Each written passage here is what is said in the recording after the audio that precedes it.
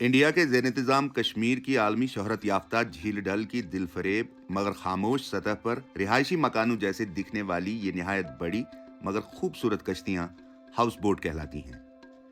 دلہن کی طرح سجے سنورے یہ ہاؤس بوٹ آج کل کہیں مہمانوں کے انتظار میں ہیں اور کہیں دریائے جہلم کے کناروں پر اپنی بربادی کا ثبوت دے رہے ہیں۔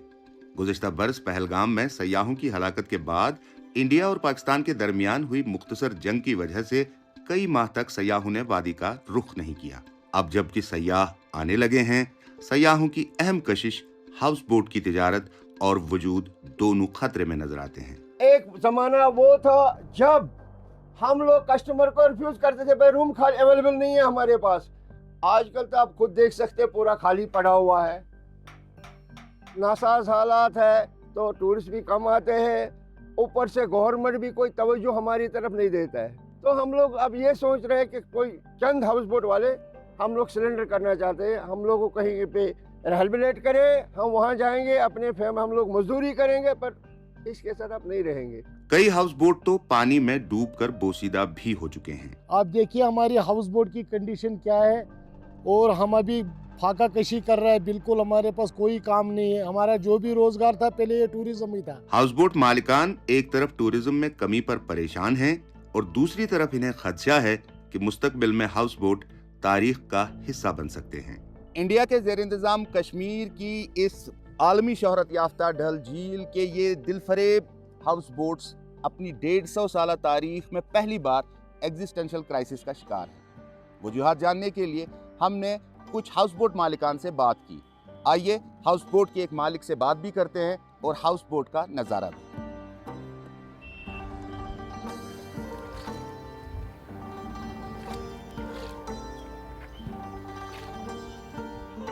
سیاحوں کی ترجیحات بدل جانے اور دوسری وجوہات کے باعث ہاؤس بوٹس کی تعداد نہایت کم ہو گئی ہے۔ جو آج ٹورسٹ آتا ہے وہ اچھی اکاموڈیشن مانگتا ہے، رہنے کے لیے اچھی جگہ مانگتا ہے، which they can very easily afford, چاہے ڈومیسٹک ہو چاہے فارن ہو۔ اور اس لیے جو ہمارے پرانے ہاؤس بوٹ ہیں ہم نے بہت کوشش کی ہے سرکاروں سے، مختلف سرکاروں سے، کہ ان کو ریہیبلیٹیٹ کیا جائے۔ اس میں ایک ہی قسم کی لکڑی لگتی ہے اور وہ ہے دیودار۔ تو دیودار تو اب آلموسٹ فنیشنگ ان کشمیر، تو اس لیے میرے خیال میں آگے ہاؤس بوٹس بننا بند ہو جائے، جو آلریڈی سٹارٹ ہو رہا ہے۔ جھیل ڈل اور جہلم میں ہاؤس بوٹ کے وجود میں آنے کی بھی ایک دلچسپ کہانی ہے۔ برٹش زمانے میں جو یہاں پر آتے تھے جو آرمی لوگ، برٹش آرمی لوگ، انہوں نے سٹارٹ کیا تھا ہاؤس بوٹ۔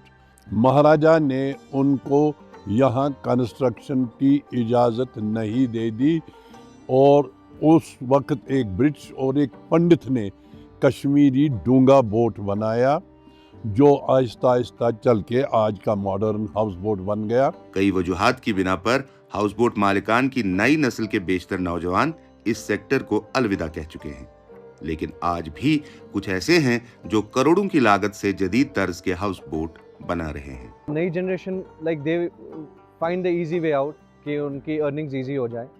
سو ابھی ہمارا جو انیشیٹو اس میں ہے، ابھی ہماری جو نئی ہاؤس بوٹ کی کنسٹرکشن ہو رہی ہے، اس میں سر ہم ماڈرن ٹچ کے ساتھ ہیریٹیج بھی رکھیں گے، but we will come with a modern touch, کیونکہ ابھی جو انڈین ٹورسٹ ہے دے آلسو فائنڈ ان کا ٹیسٹ بھی ابھی بہت ڈفرینٹ ہو چکا ہے۔ سر رہی بات ہاؤس بوٹ کی، اس میں سر سالوں لگتے ہیں، اس میں پرفیکشن ڈھونڈنی پڑتی ہے، جو اس کی کٹنگ وغیرہ ووڈ کی کٹنگ ہوتی ہے، پلس اس کا جو دیودار ووڈ ہے وہ ایک کلاس ہونا چاہیے، ایسا اٹھا کے کچھ بھی نہیں لگا سکتے اس میں۔ بلڈنگ سی بات رہی وہ تو 1-2 مہینے میں کمپلیٹ ہو سکتی ہے، بٹ ہاؤس بوٹ میں it takes more than a year. Kashmir میں ہاؤس بوٹس کی خوبصورت روایت کے نمائندے آج کل اندیشوں کا شکار ہیں، لیکن بعض کو توقع ہے کہ ہاؤس بوٹ کو نایاب ہونے سے بچایا جا سکتا ہے۔